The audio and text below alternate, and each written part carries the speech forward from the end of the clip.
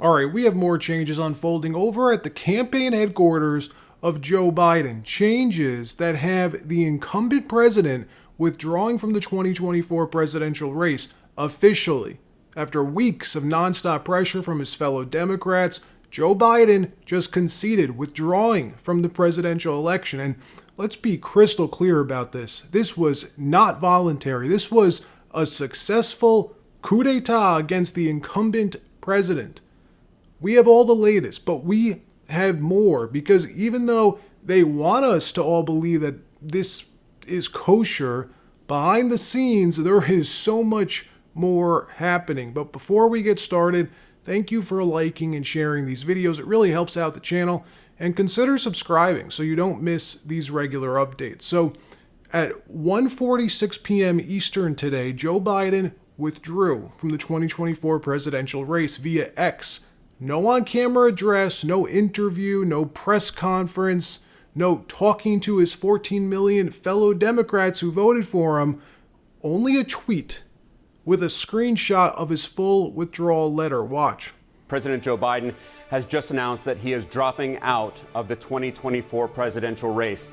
In a stunning letter that was just released moments ago by his campaign on X, formerly known as Twitter, Biden wrote, quote, that it has been the greatest honor of my life to serve as your president, and while it has been my intention to seek re-election, I believe it is in the best interest of my party and the country for me to stand down and to focus solely on fulfilling my duties as president for the remainder of my term. He goes on to say that he will speak to the nation later this week in more detail about his decision. Just a stunning announcement. He then followed up with a second post endorsing Kamala Harris for president, writing this, quote, "My fellow Democrats, I've decided not to accept the nomination and to focus all my energies on my duties as president for the remainder of my term. My very first decision as the party nominee in 2020 was to pick Kamala Harris as my vice president, and it's been the best decision I've made. Today, I want to offer my full support and endorsement for Kamala to be the nominee of our party this year. Democrats, it's time to come together and beat Trump. Let's do this," unquote. What does that sound like to you? A hostage note? Was he forced to write that? Look, it's now confirmed 100% Joe Biden will not be the Democrat nominee on election day. Biden versus Trump, that matchup's over. We've known this for weeks. In fact, we've known this for over a year. Don't forget, JP Morgan's investment branch, their investment bank, called this on January 1st, 2024. They leaked that letter, or that leaked client letter, where they predicted this exact scenario playing out, writing this to their top clients, quote, "President Biden withdraws from the November election. President Biden withdraws sometime between Super Tuesday and the November election, citing health reasons. Biden passes the torch to a replacement candidate named by the Democratic National Committee," unquote. So even if Joe was in denial, hoping to knuckle through it, his time's been up. The party is done with him. Washington's done with him. And he's finally accepted this and bowed out. But like I said a minute ago, so much more happening right now. So many balls are in the air, contingencies being gamed out, and tripwires laid. Luckily, Joe withdrew, which means the most dangerous path forward has now been avoided, because believe me, they wanted him out. If he would have stayed in one way or another, they would have taken him off that ticket. In fact, if he didn't withdraw today, realize today was his deadline. Everyone in DC knew that. Yes, the most powerful man in the world, the leader of the free world, was given a deadline, an ultimatum to withdraw by Sunday, by today. Think about that. What does that tell you? Telling him he has until today to get this done on his own terms, to keep his dignity before he gets forced out. Now, this is important. How would they have forced him out? This ties into what comes next now, okay?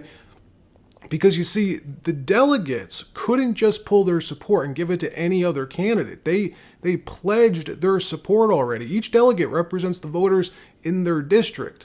So if he didn't withdraw, it would have put the DNC in one hell of a pickle. The next best option was to invoke the 25th Amendment, a palace coup. That's what it would have been. If Joe was removed due to his cabinet agreeing he wasn't competent enough to resume the duties of the presidency, then he obviously wouldn't be well enough to be the nominee. Now, Joe saved himself all that embarrassment, but the question now stands. If he's unable to be a candidate, then he's unable to remain as president. In fact, there's now calls all over social media. The Republican Party is rallying together, calling for him to resign the presidency. Senator Josh Hawley just wrote this on X, responding to Joe's withdrawal letter, saying, quote, "Then resign your office. If you can't run a mere political campaign, you can't be president," unquote. Likewise, JD Vance, Trump's VP, posted on X this morning before this announcement saying this: if Joe ends his re-election campaign, how can he justify remaining president? Not running for re-election would be a clear admission that President Trump was right all along about Biden not being mentally fit enough to serve as commander-in-chief. There is no middle ground. And most important of all is the Speaker of the House. This is the third in line to the presidency. Speaker Mike Johnson just posted this, quote, "If Joe Biden is not fit to run for president, he's not fit to serve as president. He must resign the office immediately. November 5th cannot arrive soon enough," unquote. That's a big deal coming from the Speaker of the House, calling for the sitting president to resign immediately. Donald Trump also just released a statement about this. Let's take a listen to that. Watch. President Donald Trump now weighing in on this breaking news that President Biden will be dropping out of the White House race and endorsing his now vice president to be president on the November ticket. Former President Trump writing that Joe Biden was not fit to run for president, he said, and is certainly not fit to serve. In his post on Truth Social saying, "We will suffer greatly because of his presidency, but we will remedy the damage he has done very quickly," tagging it out with "Make America Great Again." So is that coming? Will we see Joe Biden resign? Only if the powers to be settle on Kamala Harris. If the party bosses are unsure about Kamala, he's going to stay in the job. If they decide, though, behind the scenes that Kamala will be the nominee, they'll likely force Joe to resign. As the incumbent, remember, the incumbent president, it would give Kamala much more flexibility to run, a much larger and louder megaphone for her campaign, so many other benefits to putting her in the top spot before November. And speaking of Kamala, let's talk replacements, okay? Multiple replacement candidates are being vetted, readied to step in. The most obvious and safe choice is Kamala Harris, pre-vetted vice president for the last 4 years, high name recognition, but a failure, more unpopular than both Joe Biden and Donald Trump, failed on immigration, can barely get through an interview without a major gaffe. But with that being said, betting markets have Kamala's chances of being nominated shooting to 80% today, just 30 minutes after Joe posted this letter. Look at this, 80% chances they give her now. But even more interesting is another name you see on this chart. Not Gavin Newsom, not Gretchen Whitmer, but the one person who most of us probably had hoped we'd never have to deal with again in national politics, Hillary Clinton. Yes, Miss Hillary Rodham Clinton. As remarkable as that sounds, as insane and unlikely as that sounds, we now have it on good authority that the DNC's broaching the subject of passing over Kamala and nominating Clinton. It should be noted, though, we'll see the majority of Democrats fall in line and endorse Kamala. That's normal. That doesn't mean she becomes the nominee. All of this could change in the blink of an eye. It all depends on how the chips land, how everything falls out. They could just as easily pass over her regardless of public endorsements. Endorsements aren't pledges. Apparently, Hillary has more delegate support than Kamala does. The betting markets see it as unlikely, only giving her 9% odds. But as we know, the Democrat Party isn't run like a democracy. The superdelegates choose the nominee. Right now, it's all up in the air. Biden's out, folks, so all the delegates are free agents again. And unlike the Republicans, party elders still control and choose the candidates on the Democrat side. If they cared what the voters thought, they wouldn't have just forced Biden off the ticket. 14 million votes, 14 million Democrats voted for Joe Biden in the primary this year. They selected Joe Biden as their candidate. But hey, it's only democracy, right? All right, that wraps up the news portion of this video. Now I want to tell you about the sponsor for today, Alaska Energy Metals, a mining and exploration company. Look, precious metals, folks, in general, great way to hedge against the disastrous policies of the Biden administration, against the crazy inflation that everyone's dealing with. You can see their ticker symbol on your screen. So I've had this company on my watch list for a while. I'll tell you why in a minute. But first, let me just try to get across how insanely cheap this company is right now. Market cap of this company is around $13 million, 18 million Canadian. I liked this company 8 months ago, but didn't pull the trigger, and their stock price was 3 to 4 times what it is today. So what's happening here? Well, the first thing to realize is there are small cap companies out there, small cap names out there with great stories, exceptional assets that the market hasn't caught on to yet. It's what Warren Buffett dedicated his early career to, finding those cigar butt type deals where the market eventually catches up. And before we continue, keep that market cap in the back of your mind. $13 million for the entire company. Now, why am I talking about them today? What's changed when I first started watching them? Well, let me just add some context first, all right? Alaska Energy Metals, small cap mineral exploration development company.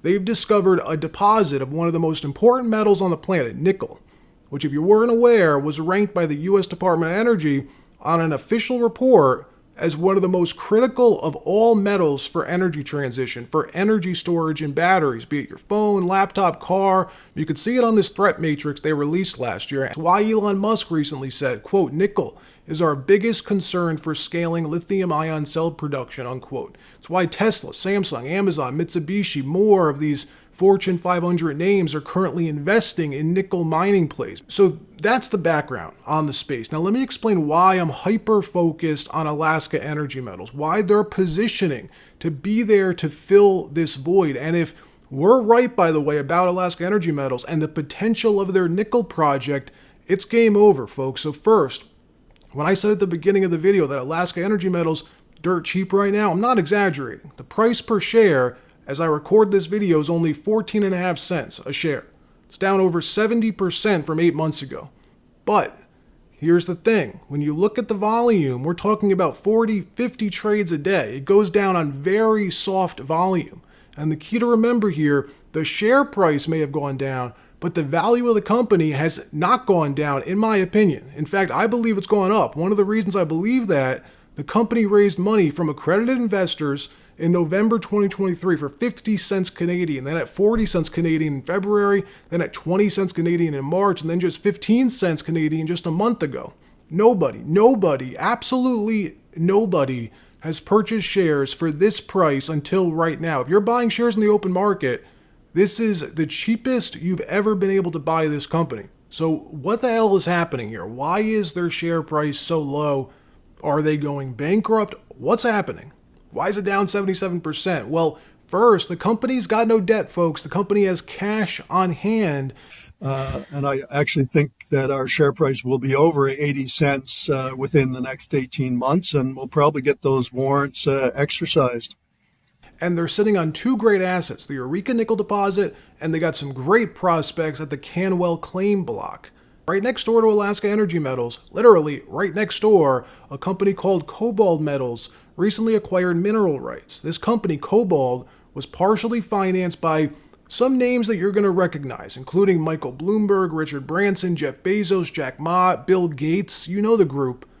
Cobalt, this company, uses proprietary AI to scout the world to identify the most promising places to discover energy storage metals like nickel.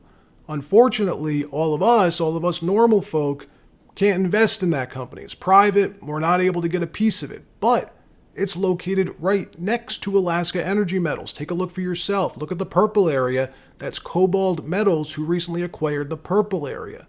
That's the company these billionaires are investing in. Well, the red area, which is right next door, is owned by, guess who? Alaska Energy Metals. And if you think this is just a coincidence, I completely disagree. Alaska Energy Metals Eureka deposit is a seriously big nickel resource. Geologists have calculated on an engineering basis 3.9 billion pounds of nickel at 0.29% in an indicated resource, and then another 4.2 billion pounds of nickel in an inferred resource at 0.27% grade. You could do the math on that. That's more than 8 billion pounds of nickel, folks. Here's what I'm going to do. I'm going to put a link to Alaska Energy Metals website in the description. Make sure to do your own due diligence. I'm only providing some of the info about the company, the market, the backstory. All right, that wraps up this episode. Like, subscribe. We'll see you next time.